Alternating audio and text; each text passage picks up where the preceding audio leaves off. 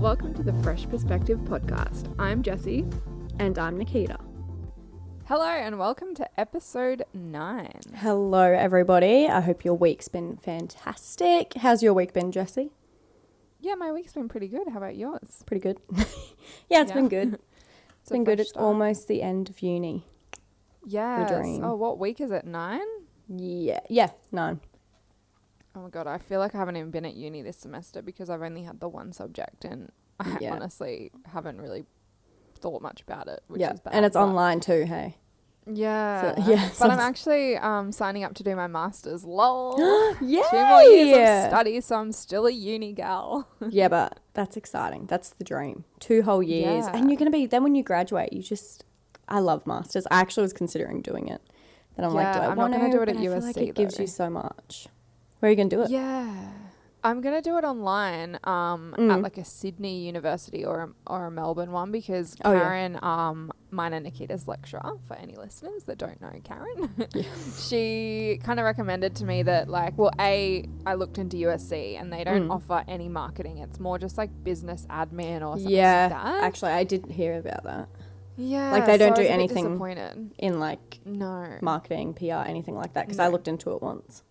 Yeah, and so I spoke to Karen and actually my old workplace, my old boss told me that they did their masters online and that's the best way to do it and stuff. So everyone's kind of told me that. So I've looked into it and Karen gave me a recommended uni and they do a masters of digital marketing. So imagine having what a that, dream. Yeah. And I feel like I'll learn more. So it'll be beneficial both like having it on my resume and also like getting more skills, I guess.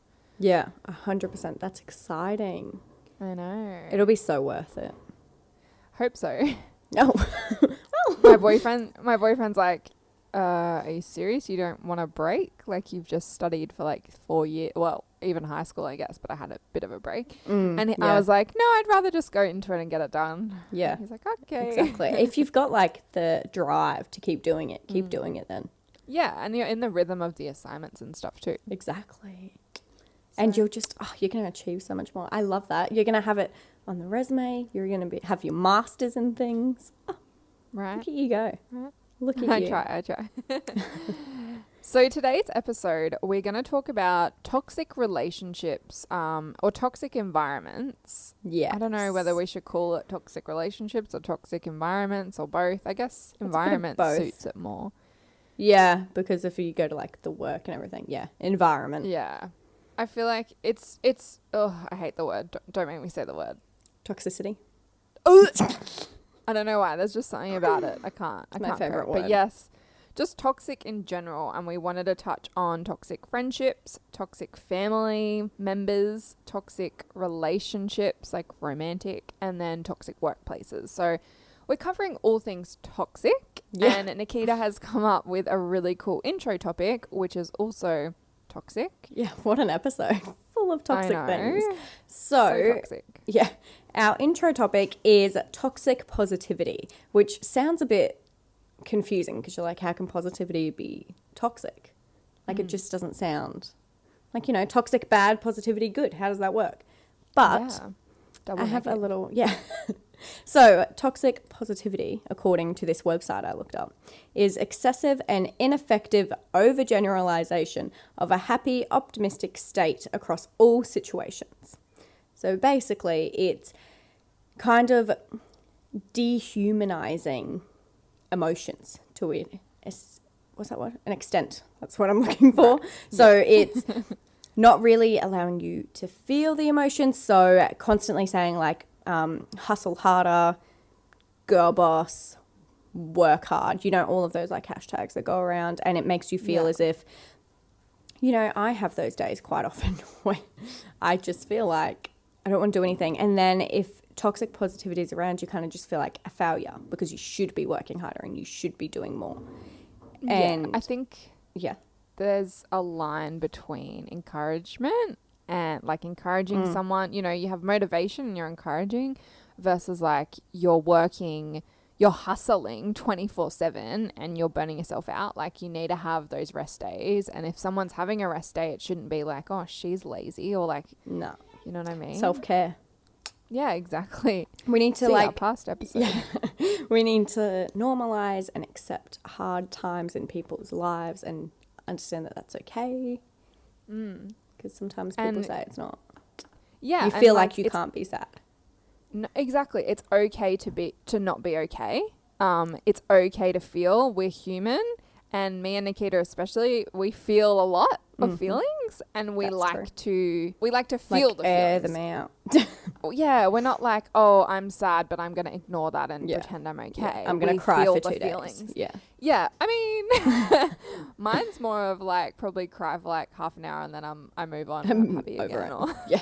but I Moved think on. that's important because if you're that in touch with your emotions, you can let it out and move on quicker rather very than you suppress it and then you have these like outbursts because Yeah. your body doesn't know what to Yes. fucking do. And then everyone else is like, what is wrong with you? What are you doing? Exactly. Okay, a little quote I have, which I love, is from this website I found. The process of toxic positivity results in the denial, minimization, and invalidation of the authentic human emotional experience. Oh my god. Right? Yeah, clearly it was a smart website. No, it was Yeah, I Psychology was like, Today. that's a lot of So, words. you know, Yeah, okay, makes sense. high makes sense. vocabulary No, yeah. there. That's so true because yeah, like we just said, you need to feel the feelings and it's human to feel and it's human to cry and it's human to rest, like to need the rest. Yes, 100%. It's all human. Exactly. I think All the worst human. one is when people say like it could be worse. I hate that. And yeah, I've had a few people, like I had an ex-boyfriend who would always compare my sadness to his because he'd had a parent pass away, which was really sad, but no one else was allowed to Yeah. be sad about anything because his pain was worse and like Yeah. what he had gone through was worse. So like things that I would be sad about would be trivial, but you can never compare your emotions. I think it's just That is not an issue, okay. Yeah, like everyone's feelings are valid and we also don't have control over how we feel. Like a lot of people think like, you know, white people in the Western world are privileged to feel sad about little things like their pet dying or I don't know, like someone scratching their Mercedes, but it's like Yeah. but that's their world. Like Yeah. it doesn't mean that their You don't sadness know is anything more else, than yeah. like it's just everyone's feelings are valid. Yes, 100%. Okay, shall we go into some toxic environments? Let's talk about toxic friends. What a good one to start with. I know. So I think we've both had some experiences. I feel like everyone has had, if out of all the four you can only relate to one, it'll probably be toxic friends. Right? Because everyone has High had school. friends that are Yeah. shit. Oh my God, yeah. High school's like that time where you're figuring out who you are, they're figuring out who they are. And when you're young and you're going through things, a lot of people deal with it by taking it out on other people without realizing it. Yeah. So that's where the toxic friendships can come out. Yes, 100%. When you don't, when everyone's like trying to find themselves and just trying to like experiment with their personality, that's when it goes downhill. Yeah, definitely. And I think I've written down a few signs. Is that where you've got to Yes. start? Yeah. Well, you go first. Okay, I've got 5 signs. Oh. So I'm just going to dot point them and then we can go into like experience and stuff. Yeah. So, number 1, they make you feel small within the group. Number 2, the friendship group has a lot of drama. Number 3, they always compete with you. So they better themselves and everything. Number 4, they are clingy. And number 5, they're jealous. So 4 and 5 are like related. Because if they're clingy, they're jealous. Cool. But yeah. Cool, yeah. I have a few of the same. Mine's more in like, I did dot points, but there's like a few in each. So my first one is like, controlling, jealous and envious of you and competitive with you. Mm-hmm. They talk about you behind your back and it always gets back to you. And that's a huge thing of like, you think someone's your friend, especially in high school. I think it's a very high school thing to do. And it gets back to you that they've said stuff about you and it kind of hurts. And it's also like, it's even harder when the person who's told you is lying as well. Like, you never know. Yeah, Have you yeah, ever yeah, had that where yeah. you've thought that your Because friend there's just a has bunch bitched of about rumors. you? Yeah. Because But then they're it was that all person. toxic. Yeah. I know, but most Yeah. of the time, yeah, a lot of people will come to you and say, oh, so-and-so has said this about you when you weren't there, and then you get paranoid, and then you feel betrayed by everyone, and it just sucks, the talking behind people's backs, not about it. They belittle you or in front of people, that's also a huge one, like, and just bullying in general, like, most people know bullying behavior, and when it comes from a friend, it can be really difficult to, like, accept. Yeah. Excluding you. This is so horrible. I used to have people in primary school who would be like, we're spending the day together, just us. I hated that. That happened all the time. They use you when it suits them. Oh, I love that. You know? Yeah. I know. Well, I don't love that. Well, no, but it's a good sign. Yes. Unreliable, drains you. Like, you feel drained being around them. There's always drama. And they always talk about themselves and aren't very supportive of you. And then lastly, I just put, you feel like you can't be yourself around them and that you're treading on eggshells. That is So, true. yeah. I feel like, I definitely experienced that in high school. Yeah. You kind of have like, I had a big group of friends, and then there was always just like, everyone would just go into smaller groups, and you wanted to be in the cool small group out of the friends. Yeah. Otherwise, they would just bitch about you. Yeah, and I think... And you just never know. That's toxic when you're in that environment. And also, like, treading on eggshells in the sense of, like, you want to, like... You feel like you can't be yourself because anything you say, they might take the wrong way and, like, turn on you kind of thing. And if someone's, like an emotional bomb, it's like... Yeah. That's not a fair friendship, you know? Yeah, that's true. It's true. High school is rough. High school friends. Yeah. Well, let's talk about high school because my next point is about high school. Just because I think when it's toxic friends in high school, it can be so much harder to identify that they're toxic and B, to leave the friendships because you see high them school every feels day. like Yeah, and you feel like it's your whole world, and that especially, like, I've had toxic friends in high school or primary school that I tried to cut out, and then they end up turning everyone else against you, and they go around telling everyone, making up stories about you so that no one else will be your friend, and it's like, then you're alone. Yeah, and everyone always says just like, oh, it's okay, like, just find a new group of friends. And you're like, but I can't because they talk about me, and then people know, and it's messed up. But also, Move like, school, usually... that's it. That's the only option. Exactly. And usually it's a small group of, like, it's a small cohort, so you know everyone else, or you think you do. And it's hard to get in with the other groups because they've already established friends, and then... and then you're the one eating alone in the library. Or Mean Girls in the toilet. Either of those. But yeah, I think as well, like, it's hard because you usually have all the classes with them. Like, that's why you've made friends in the first place, because you guys are always together. Like, you do all the same subjects or whatever. So that can be hard because you literally can't separate yourself.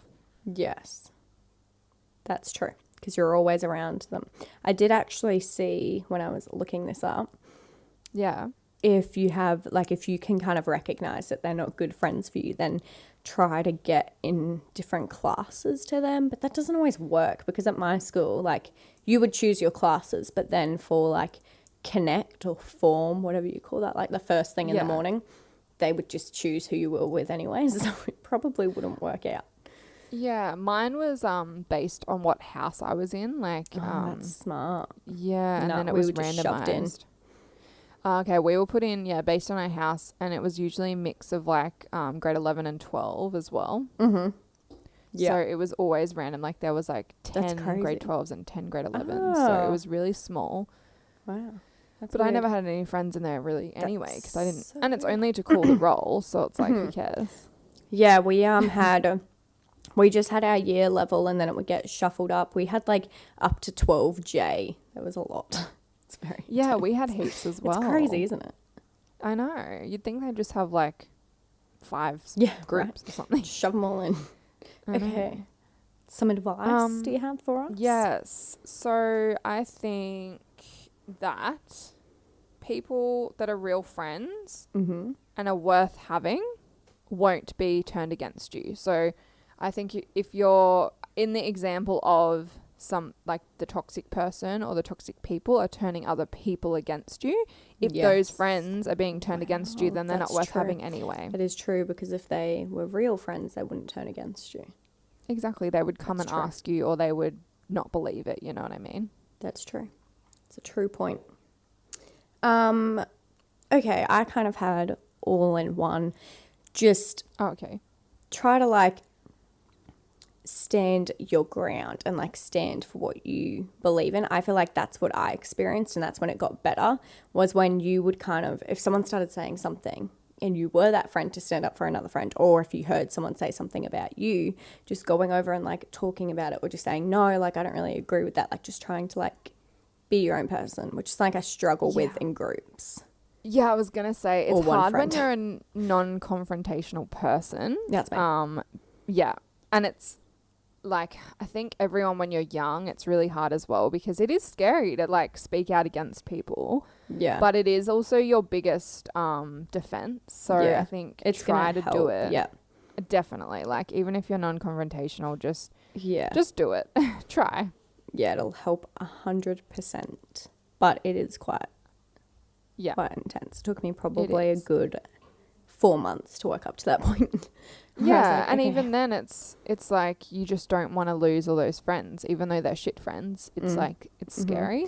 Like, I kind of, like, another piece of advice I wrote down was, like, don't re-engage. But for me, that only worked because I didn't have to find new friends per se, because when it started happening, it was grade 12. So I just stayed with them, and then I left, and I don't see them at all. So it worked for me in a sense, because I don't have to re-engage. But for people that are going through it in, like, grade 9, I feel like we said before, that's very difficult.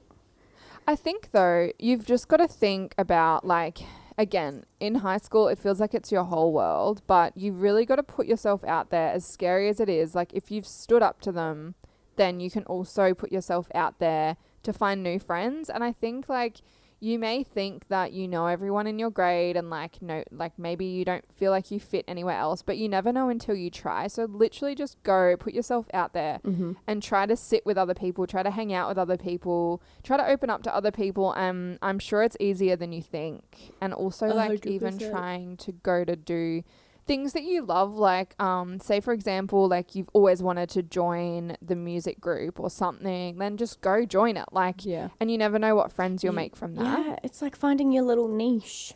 Go do the things you want to do. If you want to go be one of the people that plays, like, soccer on the oval, you'll go make friends there. Yeah, exactly. And don't be afraid, like, to ask your parents, like, if it's really bad and you feel really alone and it's just not getting any better and you've tried all of this, don't be afraid to ask them to move you schools if it's not that difficult, because a new start can be really good as well. Like, and if you've had really bad experiences, then I think just, you know, accept that it was a terrible place and they were terrible people. Try to move schools, have a new start, and just try to be, like, a new start can give you, like, the ability to be a whole new person if you want to be. Yeah. You can be whoever you want to be. Like your personal brand. Decide that before you go in. Exactly. Exactly. Fake it till you make it. Yeah, right. I just feel like those years shape you as a person. So if you're going through something like that, that's crazy, then and it's really is toxic and it's, like, bullying or anything like that, it probably is best to just start fresh because you just that's who you are. Because it's all you know. Like, or hopefully, like the episode we did on confidence, you'll come out like I did and just not care what people think, because I got to a point where I just realized, like, why do I care what they think? Because they're dicks. Like, they're the worst kind of people, so why should I care? And I think try to let it shape you in that way and build your confidence rather than shatter it. You need to think, like, they're not worth, like, they're terrible people. They obviously are not worth having as friends anyway. So why be sad that they didn't want you as a friend?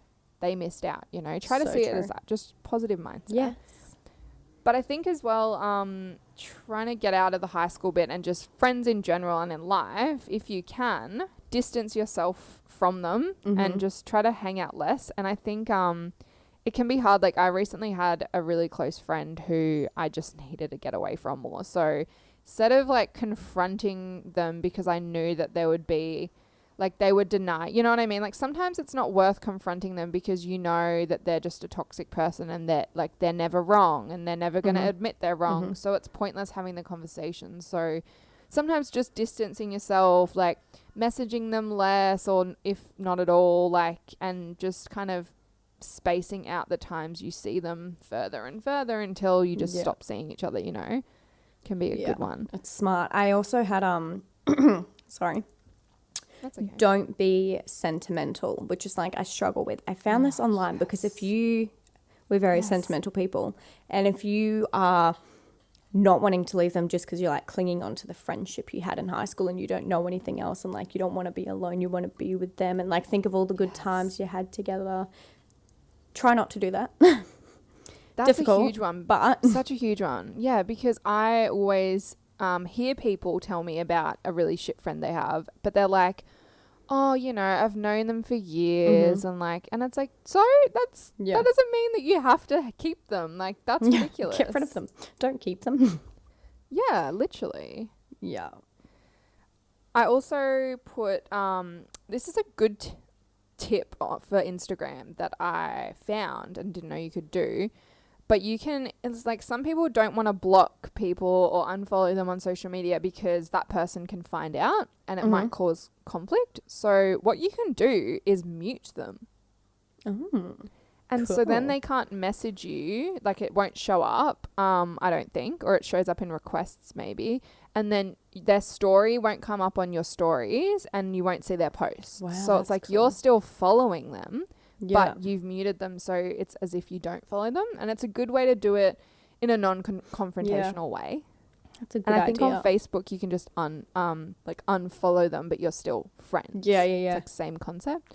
It's a good idea. So, I know, but if you can, block them for sure. Yes, 100%. Do you have a quote? Yes, I do. Okay. Hit me. I've got one too, actually. We love a good quote. Oh, good. Okay. I know. I didn't lose a friend. I just realized I never had one. Oh, I love that. Right. It's so good. That's so good. So good and so true as well. And I feel like that just really helps you understand. Yeah, again, it's like in the mindset of you haven't lost anything and it's not you that's the problem. Like they weren't a good friend to you. It's not like you haven't lost, they've lost, you know? Yes. I love it. Okay, tell us yours. Okay. Associate yourself with people of good quality, for it is better to be alone than in bad company. Oh, that's good. Like people are And always scared so of being true, alone, yeah. but you'd rather be alone than have Mm-hmm. shit friends. And that's always been my mindset. That's like, so you know true. what? I'd rather have no friends than 5 terrible friends. Yeah. Quantity over quality. Exactly. I didn't know that in high school, but here we are. You mean quality over quantity? Oh, yeah. Yeah, that's what I meant. It's like No. quantity over quality. 10 friends and no good ones. Know what I meant? Oh, God. Okay, let's move on to family members. Let's. Okay, so I have 5 signs again. Look at me go. Oh, God. I feel like your notes are so much more organized than mine. Yeah, well, I mean, we discussed our structure before, and Yes. Jessie had the structure, sent it to me, and I was like, okay, and I had it like planned out, and I think that's why it's so organized. It's like everything's Yes. numbered, so I think that's why You're I have definitely 5. neater than me. Yeah. Yeah, yours are probably just like everywhere, one page. Yeah, look at this. Jeez. Yeah, mine have got a lot of spaces. Okay. Yeah, messy Jessie. Anyway, yeah. Right. Anyways, organized mess. Organized mess. Thank you. It's the key. Okay. Oh, number 1, they overreact. Number 2, they act like victims. Number 3, they give ultimatums. Yep, I had to check I said that word right. Number 4, you're expected to meet unrealistic expectations. And number 5, you feel controlled or overprotected. Yeah. Right. Good. Mine were actually quite different. Oh, yay. So They're probably all good, though, because there's Yeah, a lot of signs. they definitely relate, I think. So mine is more, they don't respect you or your boundaries. Mm-hmm. So maybe like they come and read your diary or break into your room when you're not there or come in your room while you're in there and don't respect that you want to be alone, or, you know, that you're constantly under emotional distress around them. They're unsupportive. They blame you a lot. They're very critical of you. Some get violent or aggressive. And they're very dismissive of you and your feelings. Yes. So two See, very also different true though.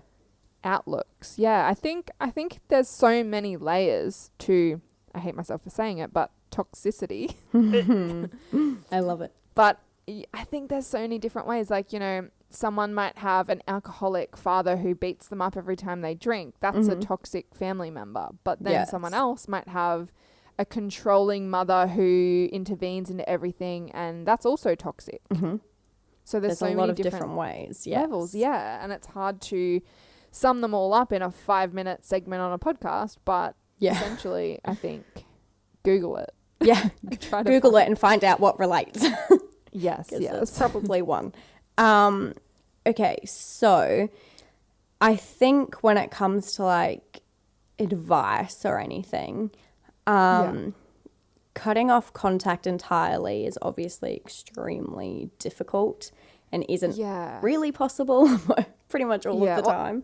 Actually, sorry, before you go into the tips, I just had a point that family is definitely harder to A, recognize, and B, to leave, because your family is meant to be your safe harbor and your anchor. Like, it's meant to be, everyone builds up family, like family first, and like, you know, your family should always be your number one priority. Family's going to be there when everything else is gone. Exactly. And your family should be that. And if it isn't, it is so difficult to cope with, let alone leave. Like, people struggle to,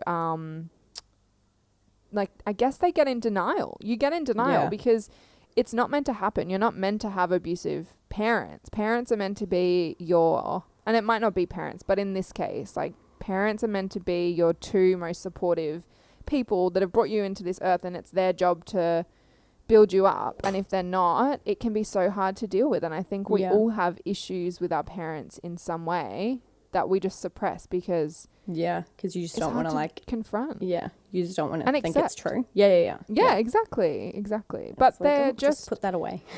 Exactly. And I think sorry, I'm kind of going off topic, but I just wanted to dive into the parents thing, because I think that as younger people, we think like, oh, our parents are these like mature, older people that have like lived their life and they're wise and they know best. But really, they're just like, they're not that much older than us, and they're still figuring life out. Like, when you have a baby, it doesn't make you all of a sudden know everything. And I think people forget that like parents are flawed and they're still just figuring it out. Like, there's no manual on parenting. So I guess you got to cut them a break sometimes, but it's hard.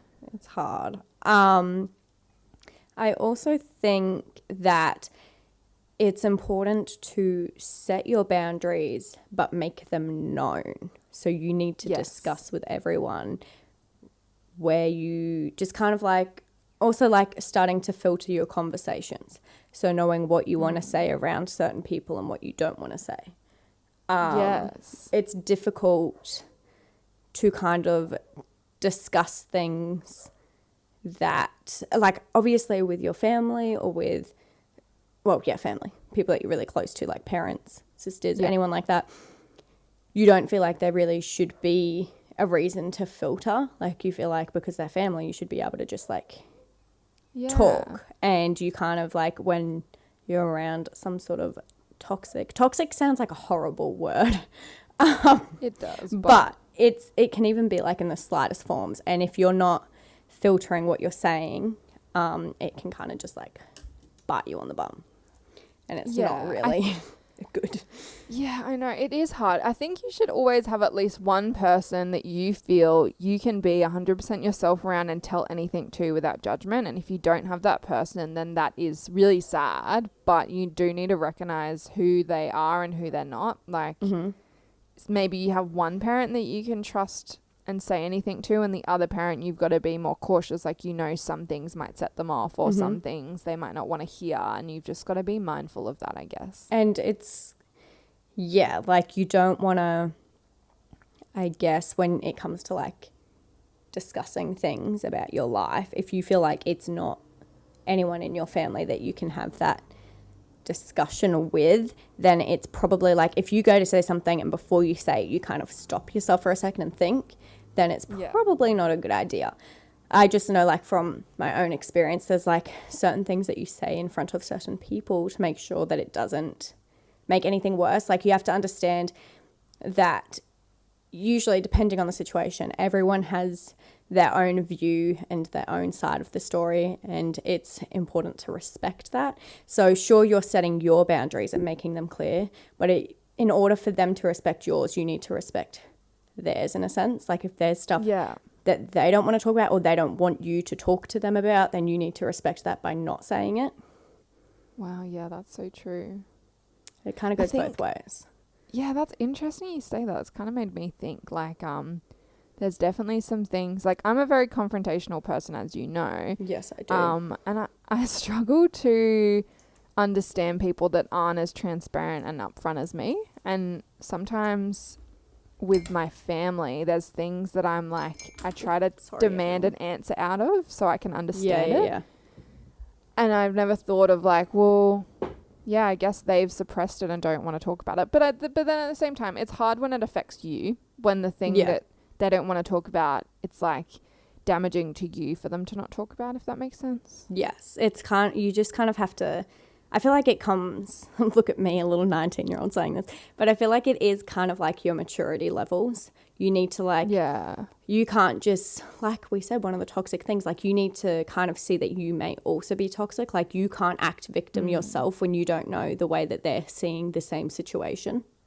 Yeah, I think it definitely depends on the context. Like, in the context I'm talking of, like, it's hard. I don't really want to go into too much detail because it's obviously a personal thing. Like, we have our personal experiences. But, yeah, I think it's like sometimes parents can be, like, you don't realize, like, oh, actually, they've been brought up in a different way that I have. So they've never been taught to express their emotions, as an example, or something like that. So you've got to kind of see it as that. But then also I think like if you want to talk things out and they're not willing to, it can be damaging to you. So if they're not willing to give you the answers, one of my tips, which can be really hard to do, is to go and talk to someone else, like a therapist, because a lot of people see therapists as like, oh, you have to be like depressed or like you have to have issues to go see a therapist. But it can just be really good for like your own mental health, your own mental health, self-care, or management even. Like, I know a lot of people who go to their therapist once a month just for like organization of the mind and like oh, you know, like you felt this way because of this. Just chatting, even like, just because a lot of people feel like they don't have that person they can talk to about everything. And I think it's important, like with a therapist, I mean, I don't really know, I've never been, but from what I can understand, you can kind of just talk about anything and it's such an unbiased opinion. Like they have no idea. They can't say like, there's no judgment because they don't know what you're talking about and they don't care what you're about to say. Like, obviously they care, but I mean, like, they don't care if you're about to say something like it's like so wrong to anyone else. Because they don't really understand. Call you out. Like they'll give you professional opinions on, well, you felt that emotion because of this and that person brought this out of you. Why do you think that is? And like, and they really dive into things that you wouldn't have thought of, that you've probably locked away. So it's fascinating. It is. It is. Yeah. Okay, I feel like I ran through all my tips during that conversation. Okay. Well, I've got one last one. And that's just to basically, like, I think it's really hard to, again, with our generation, I feel like we stay home. Like, we don't move out necessarily soon. But if you're at a point where your family is toxic and it's not a safe environment for you, it's not a nurturing environment, you really need to recognize it and just do all you can to get independence, because sometimes, like, people just don't live well together and they may be toxic like they met your parent or brother or whoever it is, the toxic person. Obviously it can be really extreme, like maybe they're physically or emotionally abusive to you and malicious, or maybe it's just like a lighter, you know, they're just not that supportive, or they're critical of you, and it's, you know, it's a bit like light emotional abuse, let's say. But either way, I think it's really important to get your independence as soon as you think necessary and move out. Yeah. And then you don't have to be around them all the time. You decide when you see them, you set the boundaries, and they can't break them unless they show up at your house. And that's a bit crazy. But always put yourself first. And I think not relying on them, especially financially, is a huge, huge like change that can be really necessary. Yeah. And it's kind of like they can, in a sense, depending where they are on the toxic levels, but that's like they can always hold over your head. Is that they like have helped really you bad, and like financially, and you can't support yourself, and you need me. Yeah, exactly. And it can be easier said than done again. But remember, there's always help out there. Like if you're really struggling for money, you can always apply for, like, say you want to go study somewhere, you could apply for a grant to move to a different city and get a job there. Like, try to get independence in any way you can. Ask friends if you can stay with them. Like, don't be afraid to ask for help, because help's always there if you need it. Yes, very true. Okay, I've got another quote.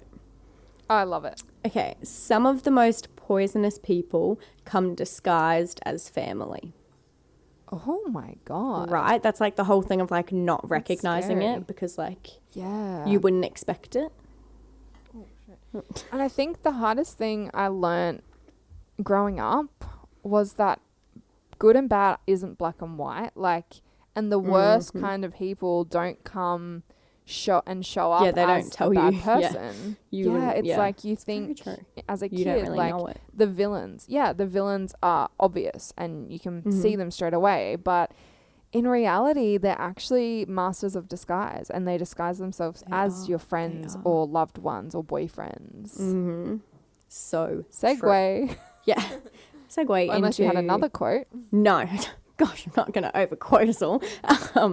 Let's segue into relationship toxicity. Yes. Oh, God. So for this one, since I'm kind of the expert in toxic relationships, which is not a good crown to have, I'm just saying, because I've been through way too many toxic romantic relationships, I thought maybe I could talk through my signs, and when you have similar ones you can jump in, or if you have different ones you can add at the end. Yes, take it away. Yeah. Okay, so first of all, maybe they don't show you any support, and this could be emotional support, career support, or any kind of goals of yours. They don't see them as important. They're not like, even the smallest things, like they know you have to work early, so they let you go to bed early kind of thing. Or, you know what I mean? Like, I've had toxic relationships where they know I have to get up at 5 a.m. and they're blaring a horror movie.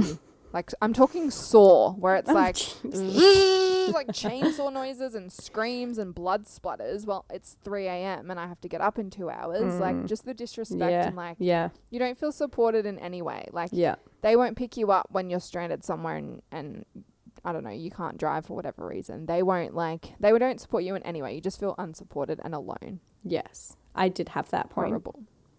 You did. I did have that, yes. Lack of support. Anything you want to add on it? No, I feel like you kind of topped that off. I feel like it is emotional support, really, and like recognizing that if you feel stranded or alone or they don't understand, like I think the issue is like there's kind of a difference between not understanding and not wanting to understand.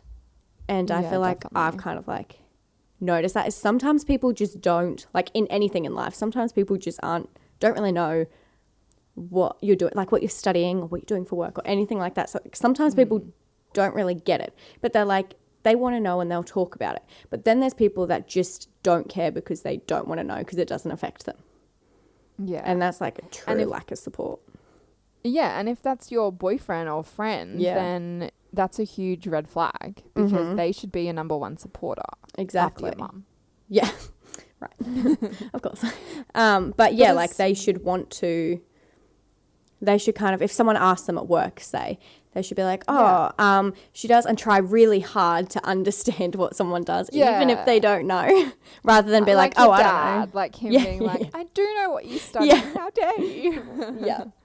Yeah, you my got to parents kind are the of. same. They're like, oh God, I don't know exactly what she studies, but it's businessy and marketing. Yeah. And I think that's it. And it's like, yeah, you were close and, you know, you tried. And you're going to, very true. But I also think, like, I'm going to relate these as well to my toxic relationships because obviously that's Please do. the We only love way I can really- experience. Yes. So with the no support, I also feel like it can be like I had an ex-boyfriend who I would be like, I really want to go traveling and do this. And he would just kind of shut it down and be like, well, I'm never going to do that. Rather than, okay, well, that's really out of my comfort zone, but I'm prepared to look into it for you because I want to do stuff with you. Or me being like, I really want to progress in my career and do this. And at the time, it was working in a coffee shop, but it was like, at that point in time, it was a short-term thing whilst I was saving to travel, you know?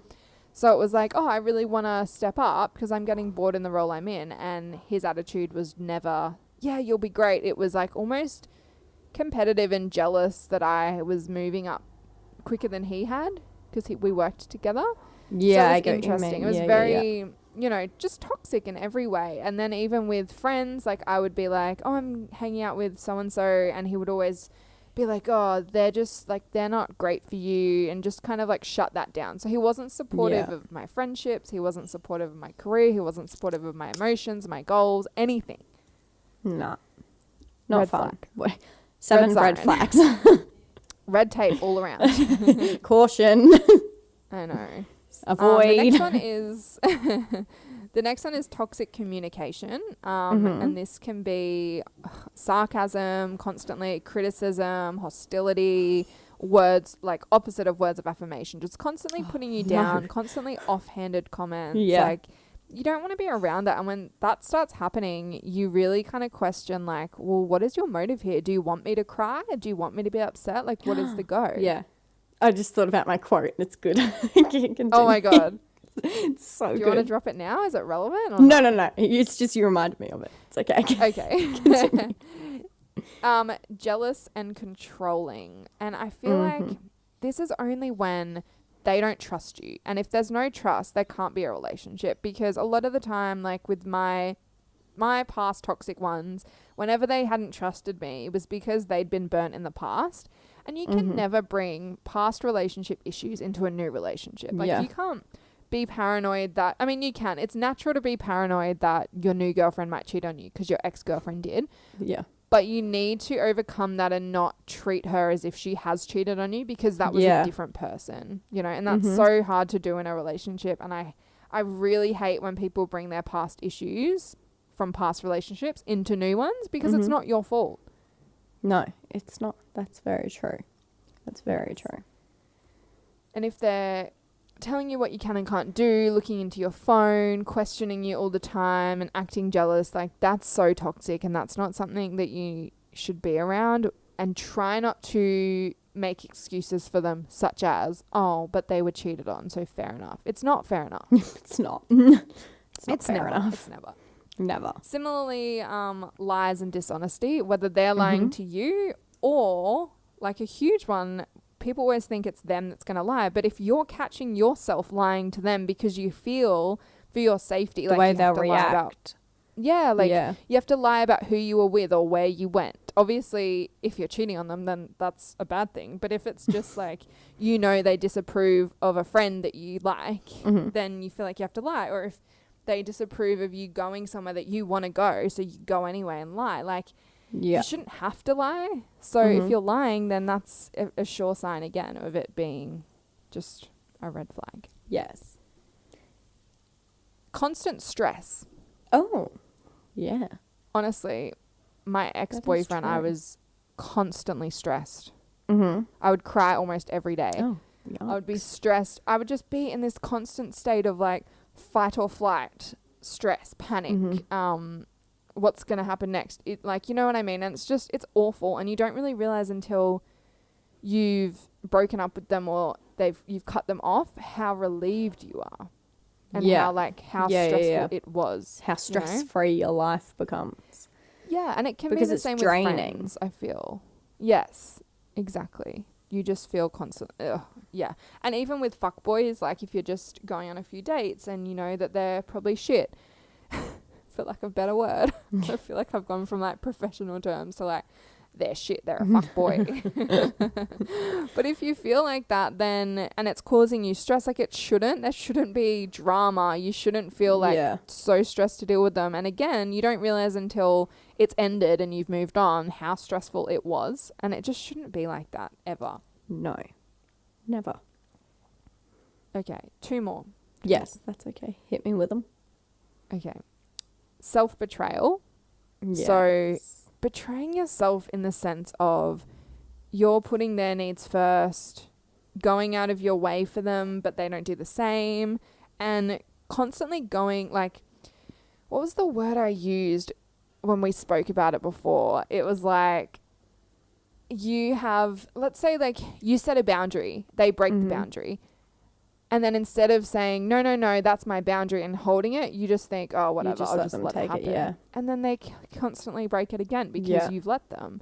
And it's self-betrayal in that sense of, yeah, it might be something like, look, when on a Wednesday night, that's when I have my family night, so I just need my alone time. And then they constantly come over on a Wednesday night and you're like, oh, okay, whatever. Like, Yeah. you're constantly betraying yourself because you want to please them, or like you're neglecting your friends or family because you want to see them instead because they never want to see you. And it's just stuff like that. So if you feel like you're betraying yourself, it's just the worst. Like that's, I think, one of the big things for me with my worst toxic ex, which went on for like 2 years, it wasn't the fact that I didn't hate him because, I don't know how to explain it. Like, I wasn't regretful of the relationship because it taught me a lot, but I was regretful of how much I betrayed myself by staying or by going back or by like letting things slide, you know? Like I felt like he made me a person that I wasn't. Yeah, I did. I let myself down, and that's the most disappointing thing that I'd regret. Yes. Wow. I liked that. I know. And then my last one is the whole they'll change or fix them mentality, which is something to notice in yourself. And again, people always tell me that I'm a fixer and I try to fix people and I find these like broken birds that I want to fix their wings and help them. And I don't think I'm necessarily that. I just think that I struggle to give up on people, whether it's a friend, a toxic family member. I think I'm such a lover. And I give my all to someone, and if I've given my all to someone and they hurt me, I take it as such a personal offense, and like I try to see it as like, well, they're obviously going through something, so how can I help them? And I struggle, like I saw breaking up with my ex as a giving up on him because he was obviously struggling so much with like the death of his mum and all these issues, and I thought like I know he's pushing me away because he's so sad and struggling so much, so I just need to be there for him still. But it gets to a point where you're not putting yourself first, and you can only let them do that for so long before you just have to walk away. It's very true. I actually had all of those points. Then I also had, like you said before, codependency. So you need to try to become independent. Oh my God. You need to do some things alone. That's one I didn't even think of. Or be allowed to do things alone. Had that. Yeah, I think it's a huge mistake when you get into a relationship and you, like, for example, you share a car, you have a bank account together, you own a house together. You're setting yourself up with all these things you share and make it so hard to be independent and alone. 100%. Or you just want to be around them 24/7. I feel like that's always like obsessive. Always at like the beginning though, and then you kind of like get to a point where it's like, oh no, like can't you like leave me alone for a day? Yeah, like, I know, right? Hello. I think it's okay to want to be around them all the time, but I think it's unhealthy when you ditch other things to be with them versus like the things you had planned for weeks. And you were so excited to go, and then you're like, oh, actually, no, it's okay. I'll just do that with you instead. And they don't recognize that either. Like they wouldn't know that you had just like thrown away like the concert of your life to hang out with them. And they're like, oh, whatever. Yeah, and I think it's important to have your own hobbies. Like my boyfriend now has said that his ex-girlfriend had no hobbies and no other friends, and it was just like he was her whole world, and it's uncomfortable because it's like you feel like you can never do anything because you're leaving them alone, and they're so like, it's just like you need your own things to have some normality and like space from each other. Yes. 100%. So true. Okay. Are we keeping you up, hun? Yeah, for some reason I'm really tired. Don't know why. Well, you did get up at 5 a.m, so... I know, but like I do every day. Like I don't understand, Yeah, but I'm true. extremely tired today, which isn't good because it's only 9 a.m. You know, I've got a whole day ahead. Maybe because you put your cozy thing on. Maybe. You feel sleepy. Maybe. I'm like, bedtime. No, I honestly don't know. I didn't even go to bed that late. I don't know what's happening. Weird. It's fine. I'll just have to have a nap. No. I don't have time for one today. Not going to happen. No. Okay, so tips. Yes. Okay. I Yes. have got, sorry. That's fine. Don't hold on to the good times or happy memories. I have that too. Kind of like you said Sentimental. for friends. Yes, because they're not that person anymore. Oh, bless you. Christ. Oh my God. This is an eventful time. Apologies, everyone. Okay, continue. Sorry if you have headphones in. Yeah, jeez. Yeah, look, I think the sentimental stuff, like we said with friends, is very similar. But I think with a toxic relationship, the good times, and I say that in quotation marks, because in retrospect, like once you've moved on from the relationship, you look back and you're like, that wasn't actually a happy memory. It was just happy in comparison To everything to them, else. how shit they are. So I think you just have to not like, just try. It's so hard to give the advice on, but don't hold on to the good times because they're not that person anymore. They probably just put that on to get you interested, and now they're showing their true colors, and that's what you should focus on. Yes. 100%. I did some research here because I don't really have a lot of experience. But I would say, actually, I feel like this isn't really a sign of toxicity. I love that word. But I kind of feel like it's important in like every situation that we've been through is to set your boundaries and make them clear and respect everyone's boundaries. I feel like the issue is people don't discuss them. But anyway, I'm very strong about that point. But I did some research and it said that you need to make the decision yourself, which I know you and I have spoken about. You need to be able to decide yourself that it's not good for you. You can't hear someone else say it because as soon as someone else says it, you're like, what? No. Defense. No. Denial. No. And you'll like this one because I love it. Log your emotions every day so you can reflect on them and see like, hey, I'm actually not happy. Like I've actually been sad every single day. A bit of mood monitoring. Love that. I actually have one very similar to that, so that's awesome. And with the what was the first one you said? Make a Only decision. You can leave. Yeah. So this was a huge one that I mentioned to you as well because I've had like friends that I have had to watch be in really abusive, like physically abusive relationships.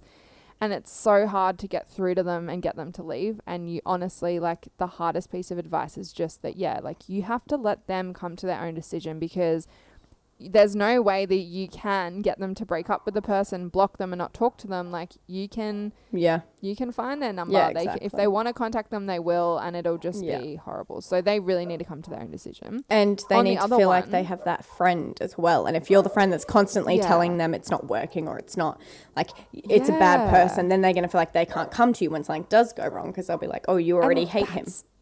Yeah, and that's so hard because how can you not hate someone for making your friend feel like that? It's honestly the hardest. I think it's honestly harder to watch someone you love go through it than to go through it yourself. Mm-hmm. Oh, God, it's the worst. So, just be there for them. It's hard to suppress hating the guy, but just, or the girl, but just, I think you just have to be there. Yes. And what I wrote, which helped me through a lot of things with the toxic relationships, which is similar to your mood monitoring, was to counteract the holding on to the sentimental good times, was that I wrote every single bad memory, bad feeling, bad thing that happened down. And I can, like, I always went through that. Every time I thought, maybe I'll message him, maybe I'll reach out, I read through that list. Wow, that's and I'd so be like, smart. right? Oh. Because you never, Yeah. I think it's human nature to remember the good stuff things, yeah. and forget all the bad stuff. Like, it's so bizarre. That's so smart to write it down. Just remind yourself Yeah. right before you want to message them. I know. a And good I would tip. try to keep a diary to an extent and be like, you know, he made me feel like this when he did this, and remember when he did this. And I would even do it, like, I'd start with the good memory. Like, oh, remember that day he took me to Brighton for my birthday? That was really nice. He knew I loved the sea and missed Australia. Mm-hmm. But remember how on the train home we had a big argument because he was like, oh, I'll see you in a few weeks, like didn't care to see me, and like all this like negative stuff that taints Yeah. the good memories. So Yeah. you're like, you only remember Yeah. the nice bit of he took me to the beach. You don't remember the fight on the train, which was horrible. Yeah. Wow. So That's so Yeah. good. Okay, are we ready for my quote that I'm excited about? yeah, sure, go Okay. for it. If you're in a relationship and all you do is cry, you need to stop and ask yourself, are you dating a human or an onion? I saw this. Hilarious. I yeah, love it. It was a good one. I love it so much. I was like researching last night and like writing all this stuff down. And then I Yeah. was like, oi, Michael, listen to this. I was like, this is the funniest Oh thing. my I was God. telling everyone, took a photo and sent it to everyone. I was like, why is that so funny? I know. That is a Am good I one. dating an I onion? did see that. Is this an Yeah, onion? classic. Love it. So good. And I feel like it makes it lighthearted as well. Yeah, which makes it like a little bit better. Yeah. Yeah. Before I go into my quote and your other quote, because I assume you have another one or not? Just the one? Just the one on this. Then I have Okay, no, that's all One good. on I my thought you places. said you had two on this. no, not on this one. I just really quickly, I had a few other tips. Yes, before hit I us with them. say my quotes.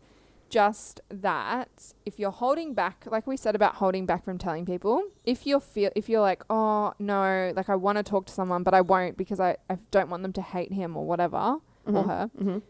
That's a sign. Like it's Yeah. such a sign. If you're scared to tell your friends and family because you feel like they'll hate the person or tell you to leave, then Mhm. that's a sign that you need to leave. If you are questioning it at all, then it's probably not right. Yep. Always put yourself first. Always. And also I think it's important to tell everybody Mm-hmm. when you decide you're breaking up, block them on everything. Tell everybody the true story about what happened so that you're accountable. And if you do go back, everyone knows that you're an idiot. Yeah, That makes you less and then you likely just to feel go back, worse. right? You're like, oh my God. Yeah. Everyone thinks I'm an idiot. What am I Yeah, doing? and just cut them out fully. Yeah. And my two quotes, the first one is, oh God, I always stuff this up. But if a flower isn't blooming, then you change its environment, not the flower. So it's I love never that the quote. flower's fault. It's the shit soil or it's not getting enough sun. Like it's in a toxic environment, so you need to move it. Right? You are the flower. And if you're not blooming, it's not your fault. You're in a bad environment. Yes. Yes, yes, yes. And the other one that kind of relates is that you should never water someone else's grass when they won't water yours. Mm-hmm. And this is so good. And there's a cool image I've seen that goes with this quote where like you're over your neighbor's grass, like intricately like watering it and pruning it. And then your house next door is just like brown and dry and dying. And Yeah. they're in their like house window looking out at you like thumbs up. And that's such a good like Yeah. concept of toxicity. Yeah, 100%. Anyway, toxic workplaces. Let's move on. Yes. Okay. All right, let's go into our science. I was trying to decide if I was going to mix it up, but we'll just stick with it. Okay. Okay. Bad communication within the workplace. Yes. Stifled growth. So you feel like you're not ever being promoted or going anywhere. You're just kind of Yeah. staying there. No work-life balance. Mm-hmm. Poor leadership. And a Yes. rapid employee turnover. Yeah. So everyone's just always changing around you.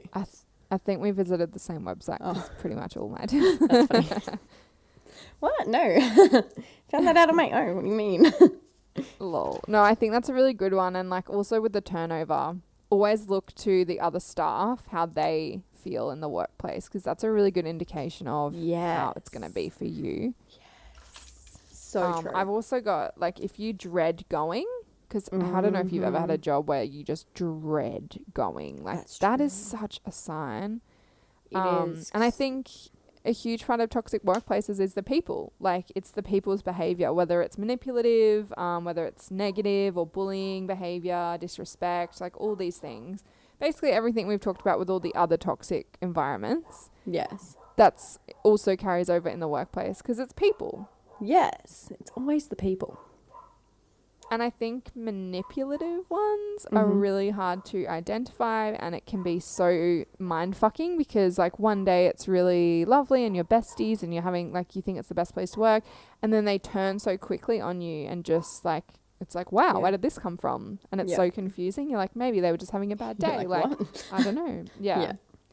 100%. It's very, I feel like when we go into advice-wise from my website looking up, I feel like it is, from what I researched, like one of the hardest ones to leave, because I don't think it's the hardest to really recognize. I feel like a workplace, in a sense, because you're not that close to them, you're able to recognize it easier, but it's hard to leave. Yeah, it is hard. I think, again, I've been through a lot of ones. Like, one of them was a corporate office, and I stayed for like a year, even though on my first day I was like, this ain't for me. I knew from the start, but I ignored the gut feeling. And it took so many people telling me like Jess, you're a wreck of a person, you're stressed all the time, you're not normal, you're not happy. And even like I was going to this chiropractor at the time who would also look at how your emotions affected your body, and he'd be like, Jess, like, you're literally slouched over in a depressive state. Like, you need to leave that place. And it was the first time someone had said it like that. And I was like, damn, you're right. And I think I stayed because I thought like, well, this will look good on a resume that I've worked at a corporate office for a year. And I also like felt safe in it. It was like a stable 9-to-5 Monday to Friday job. Like, there were so many reasons I stayed. But like, really at the end of the day, if it's not benefiting you and you don't feel happy there or you know, just positive, I guess, then it's not right. Yeah, that's very true. Okay, some advice. I'm just gonna fire them off. Yes. So, oh gosh, I'm having issues today. Okay. So I think this is kind of important in a lot of places, but especially work. Also friends, maybe. Finding people who you can relate to. Even if they're not in your workplace, but just finding someone who feels the same. If they're in your workplace, even better. But that can be scary to ask someone if they feel the same, because you don't want to know if they don't. Do something after work to relieve your stress. Know your rights and obligations when it comes to wanting to leave, because that's important. And don't stop putting your effort in, and be honest with your resignation letter, because if you because you're hating it so much and just stop putting no effort in, I feel like I would though, but you know, not putting any effort in or anything, and then in your resignation letter you're kind of just acting as if you just want to quit or something, then it's a lot easier for it to be turned around on you. From what I researched, it's a lot easier for them to then be able to turn it back on you being a bad employee or something. Yeah, I think having actually like experienced it, I was taught don't burn your bridges. And I think like for the corporate job I quit, my mum actually knew the people there as well, and she worked closely with them with her job. And she kind of said to me, like, I know you want to say like this has been a horrible place to work, and like be honest, A, so that it's not turned around on you, and B, so that like the next people that work there maybe aren't treated like that because you brought it up. And for me, it's natural to say that because I'm such an upfront person. But I think sometimes, unfortunately, you don't want to burn the bridges. Like, it's such a small town where I live that if you do it like that, it might come back to bite you. With my most recent job, it's such a small industry that if you quit and are brutally honest as to why, it's sometimes, again, even if you are honest, it can turn both ways. So it's hard. It is hard it's easier said than done to like be honest with them. Yeah, but you got to kind of conversations. Yeah, about I think if what you have a want. conversation once you're feeling it Mhm. and they disregard you, then you should quit. And if they try Yeah. to like fix it, that's great. But definitely have the conversation and be transparent before it gets to the quitting part. Yes, that's very true. Good experience advice. Yes, thank you. I also have a friend who is kind of questioning their job recently, and like I'd always thought they were really enjoying their job and loved it, and it seemed like such a cool workplace and, you know, something that I was almost like envious of. Mm-hmm. And then recently it kind of like after a few drinks all spilled out all this like toxic stuff, and they were questioning it, and I said like, and then they were kind of like going back on themselves being like, oh no, it's not that bad and blah blah blah. And I was like, but if you have to bring it up, if you're bringing it up and you're questioning it in general, then it's a sign that it's not right. You know what I mean? Like that's a sure sign. If you've brought it up at all, it wasn't a vent, it was a cry for help, in my opinion. Oh, I I know. I liked that. Because they weren't like, you know, typically people vent about their job like, oh Yeah. God, work's so stressful, and like there's this bitch Karen who's sorry to any Karens, but it's just the typical Karen. name. Let's say Susan. I just realized Karen's our lecturer. Probably not a good idea. That bitch Susan, you know, she's talking shit about me and she's ruining my work. Like that's normal venting. But when you start talking about like, oh, I feel like my growth is stifled. I feel like they're putting me down all the time. I dread going. That's the kind of toxic signs that you're like, well then, dude, you need to quit. Like, what are you doing? Yeah. Very true. Did you have any more advice? I have an overarching tip for all of them. Okay. So if you have a quote for the workplace. Yes. Okay. I'll do workplace quote, then we'll go into summing us up. Great. Okay. People don't leave jobs. They leave toxic work cultures. Yes. Very true. They're not going to leave somewhere. They're not going to leave the job as the job. They're going to leave because the culture was so toxic. The environment.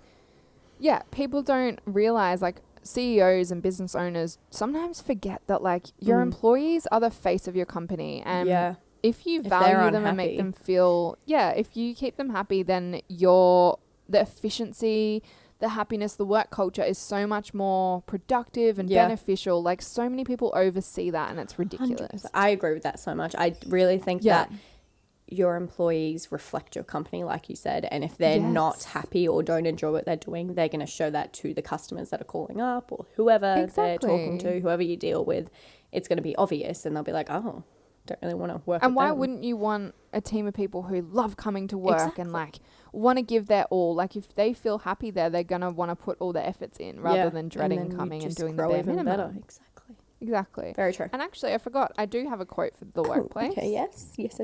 And it is, anything that costs your peace is too expensive. And I think this one relates to not leaving because it's good money or whatever, you know? Like, just because it's good money, if it's costing you your peace, it is not worth it. It's too expensive. Very true. Okay. Thank you very much. Overarching tip for everything. This has helped me through so many toxic relationships, workplaces, any toxicity in my life.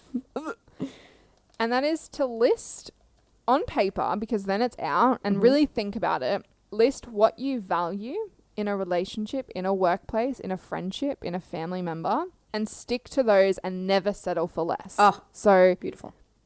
Right? What a good tip. It's easiest, I feel, well, it's not easy at all, actually, to stick to them. But I was doing it when I had gone through all these fuckboys and toxic relationships and shitty ex-boyfriends and whatever. I got to a point where I was like, okay, I keep thinking to myself, oh, this boy I'm seeing doesn't have this, or this, which I value, but I'm still dating them. Why? So I thought, if I write it down, exactly the traits, and I'm not talking like must have brown hair, must be sexy, must have a good job. I'm talking stuff like must have money. They are loyal. They are hardworking. They are honest. Things like that. Like traits that I need and value in a relationship. I wrote them down and I thought, I am sticking to these, and if someone isn't like that, I'm not settling. And it's something so important for, even do it for your workplace, do it for your friendships, do it for everything. And my main ones honestly are as I've said, transparency. Tell me how it is. Be real with me. Honesty. Again, just be honest. Like, I want to know. I don't want you to say one thing and then not be true. Like, don't tell me what I want to hear. Tell me how you feel. Tell me if I've upset you. Tell me if you're upset. You know what I mean? Like, communication, huge one. And loyalty, because I value people that have my back.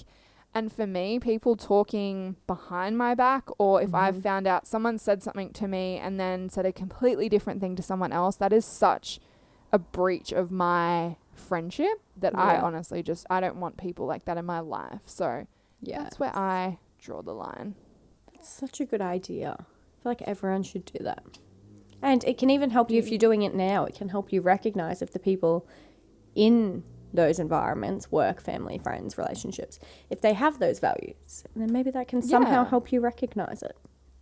Yeah, definitely. Like, write them if you're already in the things, and then be like, hang on, is my family member like consistent with these values that I want, or is my boyfriend, my workplace? Yeah, exactly. Good idea. Okay, I have 2 quotes to finish us off about toxicity in general. Yeah. Number 1, let it hurt, then let it go. Oh, I love that one.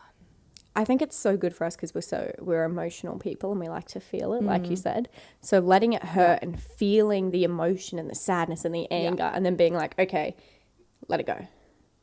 Yeah, and like I said to you with my ex-boyfriend, like the thing I regretted was the self-betrayal and like holding on so long. It's like it would be a vicious cycle of, I'm upset, he's broken up with me, I've gone off, we've felt all the pain, all the suffering, and then I'm over it, and then he comes back in and I go back. And it's a constant cycle of, instead of just feeling it once, you're putting yourself through it so many times. And you don't have to beat yourself up. Like, it's not a full circle recovery and stuff, but it is like, just try to feel it once, don't let it bother you again, let it the fuck go. That leads into my second quote. You are being presented with I'll just restart. Sorry? We'll just restart that. Sorry, everyone. You are being presented with 2 choices. Evolve or repeat. Yes, exactly. Exactly. You got to choose which one's right for you. Don't let it be repeat. By the way, just in case you couldn't tell, it's not repeat. I just want to emphasize and repeat. Don't beat yourself up if you go back. Like, I've read this book about this lady who ended up kind of being like realizing she had so many issues from her childhood and her dad, and then it transferred into her relationships, and she was an alcoholic and blah blah blah. Fascinating book. And she decided to look into the psychology behind why she went for the wrong men and why she got into such toxic relationships. And she said, like, a lot of psychologists she spoke to and things she studied talk about how healing is not, like I said before, it's not a circle. It's literally like twisty turns all over the paper. Like, you're almost there and then you go back. And then you're almost there and then it's like loop-de-loop, like a roller coaster. But you eventually get there, and everything happens for a reason. You'll end up where you're meant to be when you're meant to be there. That's it. Yeah, and every time you get smarter, you get stronger, like less and less you'll deal with it. But don't beat yourself up. It's not just it's saying let it hurt and let it go is amazing, but not many people have that strength to do that, and that's okay because we are humans and we do have that sentiment. Let's not give out toxic positivity. Exactly. If you're going to cry and you're going to go back to the toxic douchebag, then you are a human, but try not to. Try really hard. That's all we say, try hard. Yes. Okay, I feel like that wraps up today's episode. Thank you for sticking around. I feel like this one was a little bit long, but it was, but we delved into so many deep-seated issues and so many different aspects of it. So 100%. We hope that, honestly, the goal overall is that we share some advice that might help someone out there, even if it's just like 1 or 2 people. If we've shared our experiences and some advice and it's helped you, then that's what we want to take away. And our DMs or messages or whatever are always open if you ever want advice or just a chat. Like, we're here. Yes. We love a good chat, as you all know. Big sister vibes. Always open. Nothing's off limits. Don't even worry about it. always there. Great. Okay, we shall speak to you all next Monday. I almost forgot what day it was that they come out. Yeah, I know. Monday is the day. That's it. But yes, thanks we'll so much for listening. Thank you for sticking around once again, and have a good week.